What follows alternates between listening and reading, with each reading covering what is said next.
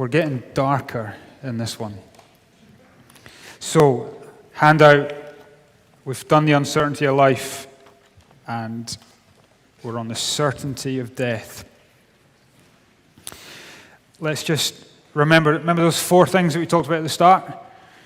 First one, like classroom dynamics. Do you remember that one? Supply teacher, head teacher, those kind of things. Second one was, I think, was it the 5p coin? What can you do with a 5p coin? Block out the sun. Balloon. Where's the blown up one? What was the point of the balloon?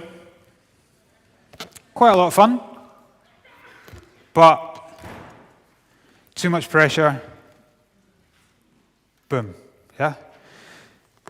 Over dinner, do not go and buy loads of balloons.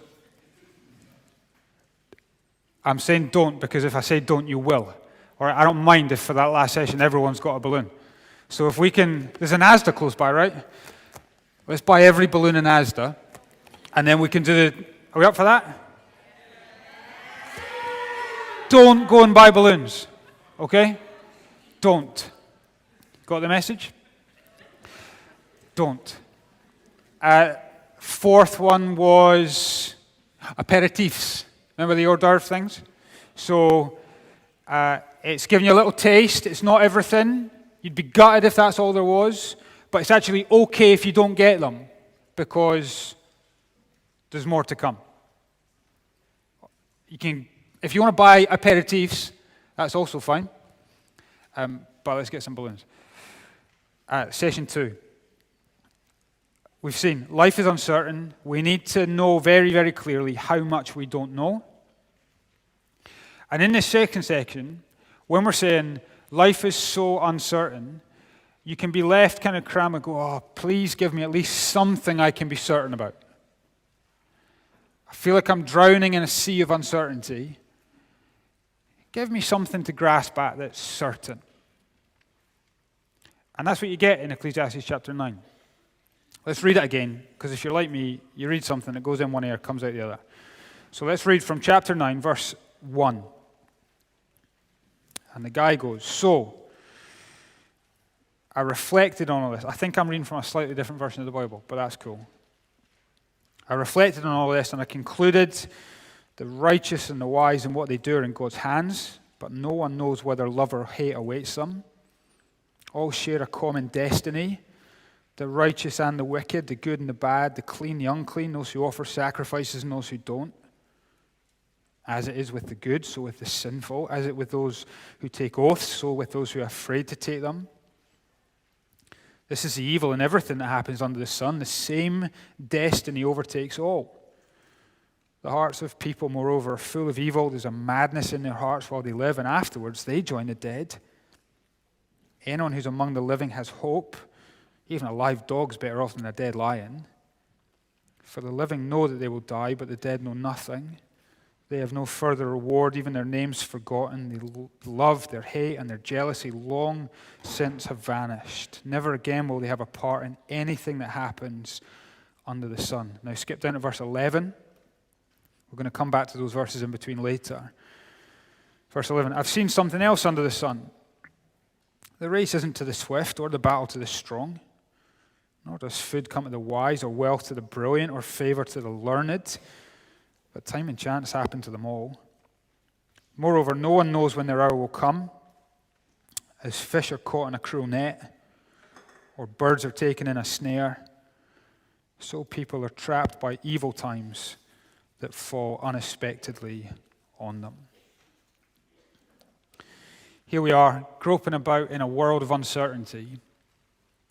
And the only straw of certainty that we have to try and grasp onto is the certainty that one day we will all die.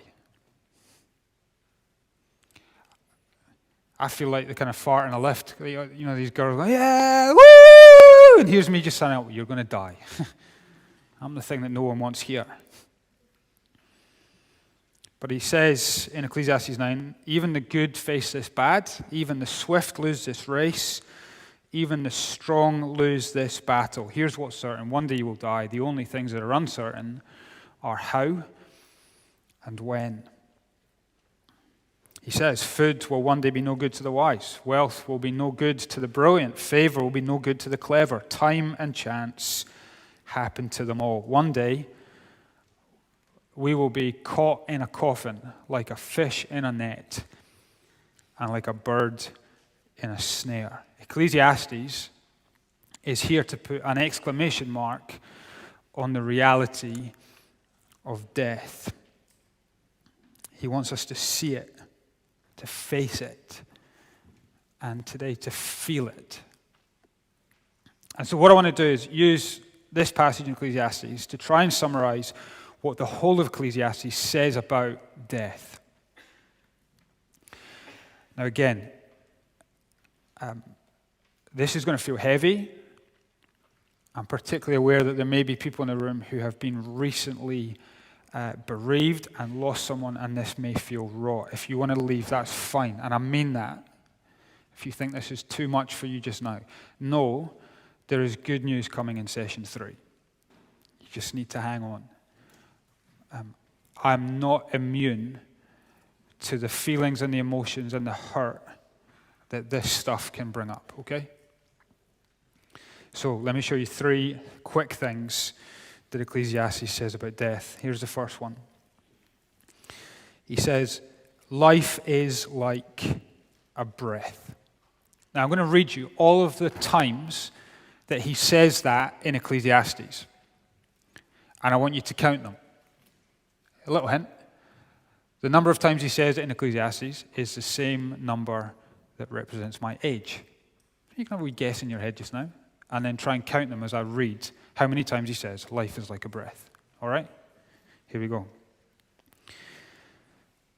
Life is like a breath, like a breath, like a breath, like a breath, like a breath, like a breath, like a breath, like a breath, like a breath. I'm not 9 years old. I'm going to keep on going. All right?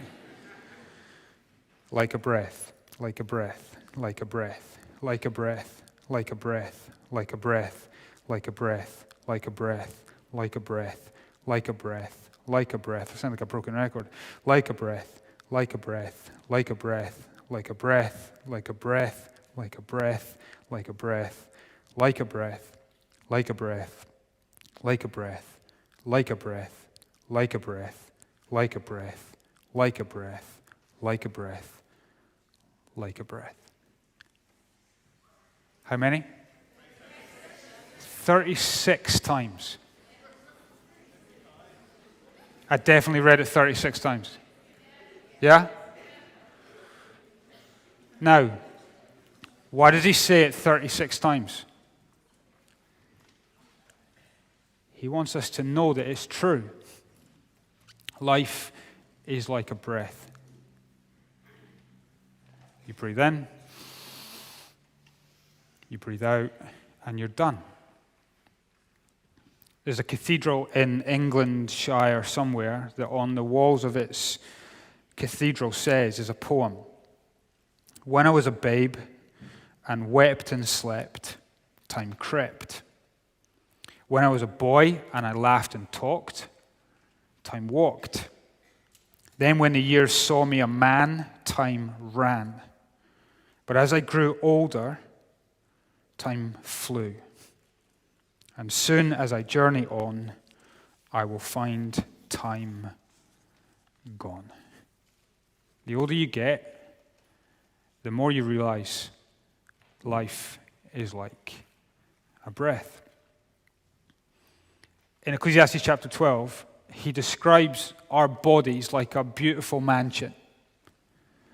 He describes different parts, but he uses the image to say that we're like a beautiful mansion that over time becomes dilapidated and ramshackle.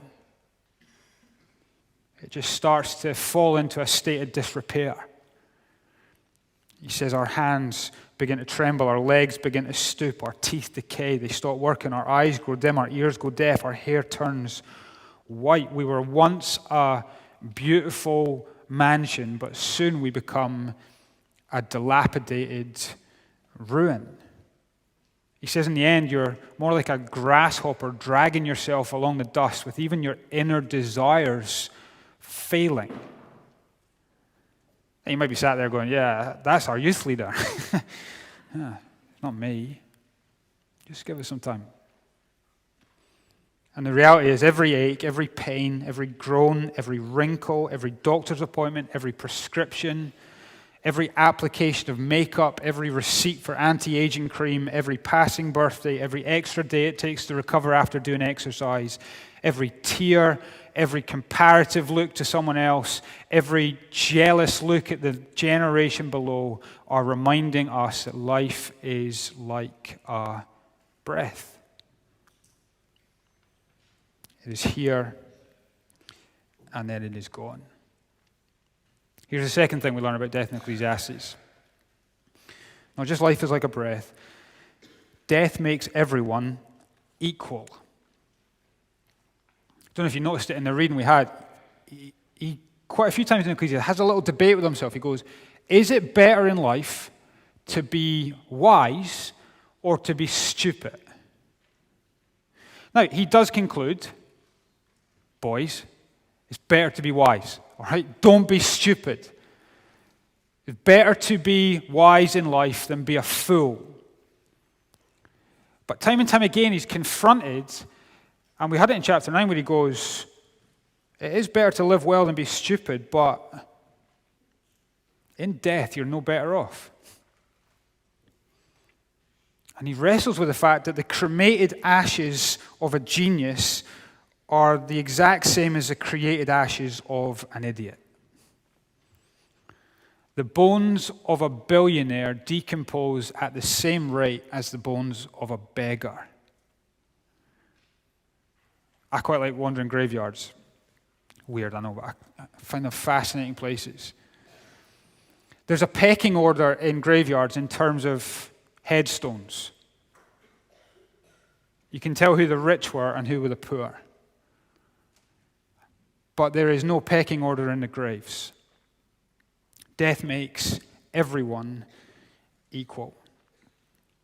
I've done loads of funerals. Loads. More than I can count. I've done funerals for professional football players who in their day were the greatest players in their country. Fans lined the streets as the funeral cortege passed by from the stadium to where the funeral was.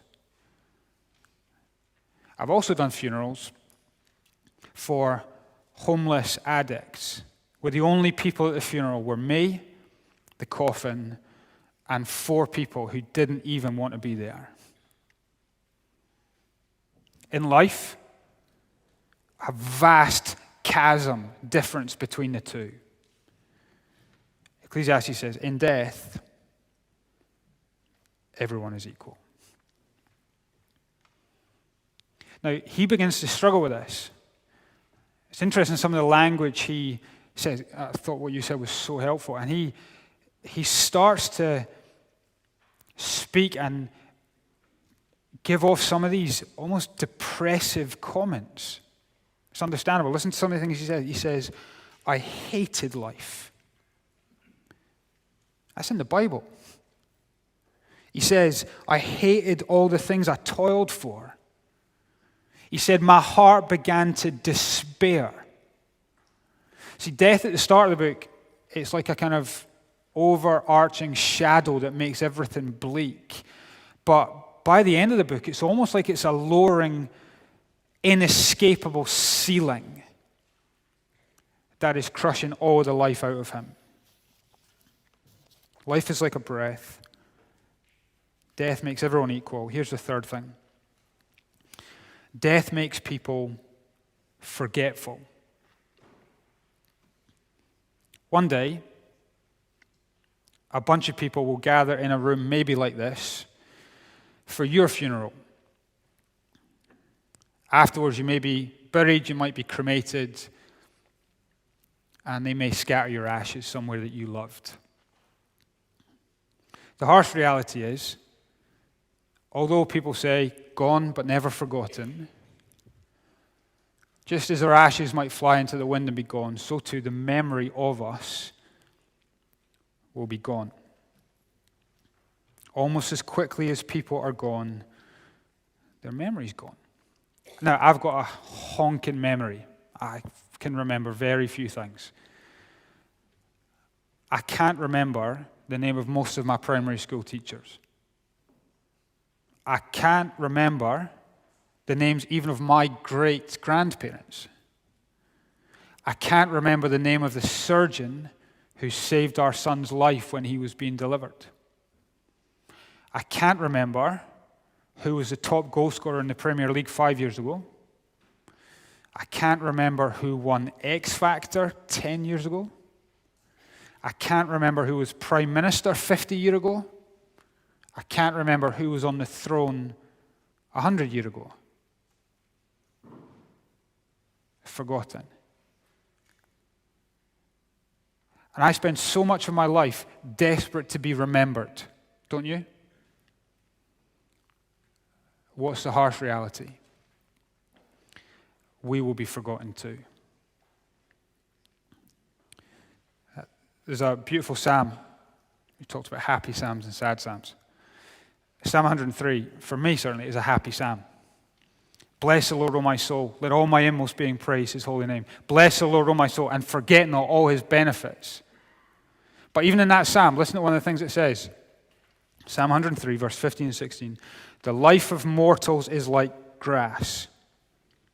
They flourish like the flowers of the field. The wind blows over it and is gone, and its place remembers it no more. Do you want to know how memorable you are? You are as memorable as a blade of grass. Wouldn't that make a great Valentine's card? Roses are red, violets are blue. Here's the brutal truth: we won't remember you. Death makes people forgetful. Now, maybe your youth leader or whatever had to persuade you to come to this today, and you're sat here just now going, "Oh, come to Irish Youth Convention. It'll be great," they said. "Aye, right," I said. And you're sat here going, "What is this?" I wonder where you'd rather be. There's a great verse in Ecclesiastes. It's one of my favorites. It's actually one of the ones that I start most funerals I do with. It goes, "It's better to go to a house of mourning, a funeral, than a house of feasting. Because death is the destiny of everything. The living should take this to heart." If you're sat here going, "Why did I come here?" I wonder where you'd rather be. There's a road just outside our scheme called Howdenhall Road. It comes out of Edinburgh, heading south. And at one stage, you've got three options. You can keep on going. You can turn left into a Toby Carvery. Do you have Toby Carvery over here? No. Think somewhere you can go and get like an all-you-can-eat like Sunday roast, that kind of place, or like an all-you-can-eat buffet breakfast. You have those places? It's basically death on a plate. You know that thing? Oh, so good. The Toby Carvery, you can get a Yorkshire pudding on your full-cooked breakfast. That's how good it is. It's just like a dream. So you can drive up Howdenhall Road and you can turn left into the Toby Carvery. At the very same point, you can turn right into Morton Hall Crematorium, the place where you would gather for a funeral and someone's coffin would be cremated. Most stupid question in the world. Where would you rather go? Left to the Toby to stuff your face full of food, right to the Morton Hall Crematorium to see a funeral. Where would you rather be? But the writer to Ecclesiastes says, better to go to the house of mourning than a house of feasting, for death is the destiny of everyone. The living should take this to heart. What he's saying is, you can never truly learn to live until you have learnt from death. I was mid-teens when I first went to a house of mourning, went to a funeral. My auntie, you're not meant to have favourite aunties, my Auntie Scylla was my favorite auntie. She got cancer when I was early high school. I vividly remember, I'm very forgetful, but one of the memories I can't forget is being sat on a sofa in our front room and she took a seizure. I couldn't cope. I ran out of the room. I went to my bedroom. There was an Eminem album that had just come out, and I put it on loud. I didn't know what else to do. And I felt like Eminem expressed the frustration I was feeling with life in that moment. I felt like I could say amen to him. He echoed my frustration, but he didn't offer me any hope. Not long after that, my auntie passed away. And I was sat at her funeral, and I hated death. All I knew, I loved her, I hated death. But in that house of mourning, I was taken from the death of my Auntie Scylla to the death of Jesus Christ. The cross of Jesus is a house of mourning. There was women standing there crying their eyes out. Jesus was in the middle, screaming in pain, crying out in agony, and then the silence of death. He had fallen victim to dodgy authority. He walked towards a certain future at a trial that was full of false witnesses, and he dies. His life was like a breath. The question is, why has he not been forgotten? Why are we still talking about him? Why would we sing about him? I almost want to leave it there, but I feel like I at least need to give you a little bit of a crumb that will lead you to the next session. What we're going to see in the next session is, if we allow our hearts to be taken into the heart of mourning that was the end of the life of Jesus, we'll find it to be the beginning of meaning. From that house of mourning comes a new beginning, and from a life that was like a breath comes a life that will last forever. But I want you to feel these two first thoughts. I want you to feel frustrated. I want you to feel disordered, disorientated, dissatisfied with this world. A life full of uncertainty where the only certainty is death. But as you go, remember that although we've had one session, two session, we're not done. And there is significance in the life of Jesus about the number 3. On the third day. So please, please, please, please, please come back. And please, please, please don't buy balloons. Okay? Shall I pray? Our Father in heaven, our lives are like a breath. We are like the grass. It is here and then gone. We pray, show us Jesus and show us how he brings life and meaning and hope and comfort and peace and joy, even in the midst of uncertainties and even in the face of death. And I pray these things in Jesus' name and for his sake. Amen.